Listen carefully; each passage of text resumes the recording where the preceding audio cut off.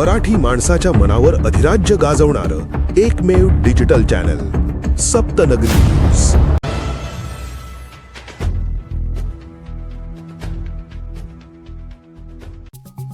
आदिवासी विद्यार्थ्यांचे शैक्षणिक नुकसान टाळण्यासाठी इतर नामांकित इंग्रजी शाळेत समायोजन करावे या मागणीसाठी उपोषण। तळोदा एकात्मिक आदिवासी विकास प्रकल्प कार्यालयासमोर पालकांचे आमरण उपोषण सुरू।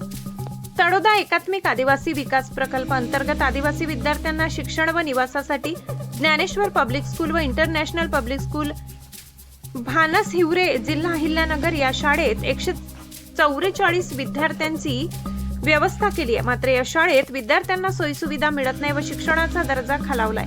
विद्यार्थ्यांचा शैक्षणिक भवितव्याचा प्रश्न ऐरणीवर आलाय। आमच्या पाल्यांना दुसऱ्या दर्जेदार व नामांकित इंग्रजी माध्यमांच्या शाळेत विद्यार्थ्याचे समायोजन करावे या मागणीसाठी वेळोवेळी पाठपुरावा केला।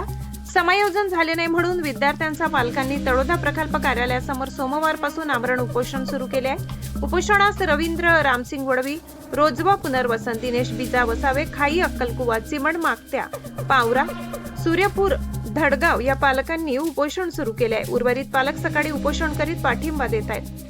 उपोषणाच्या दुसऱ्या दिवशी तळोदा प्रकल्पाधिकारी यांनी उपोषणकर्त्यांच्या पालकांच्या शिष्टमंडळाला चर्चा केली असून समायोजनासाठी आयुक्तालयाकडे पत्रव्यवहार केलाय।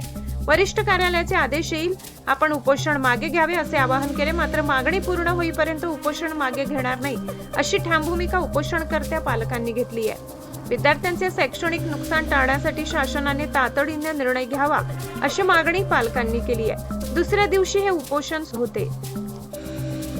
सप्तनगरी न्यूज ब्युरो रिपोर्ट, तळोदा।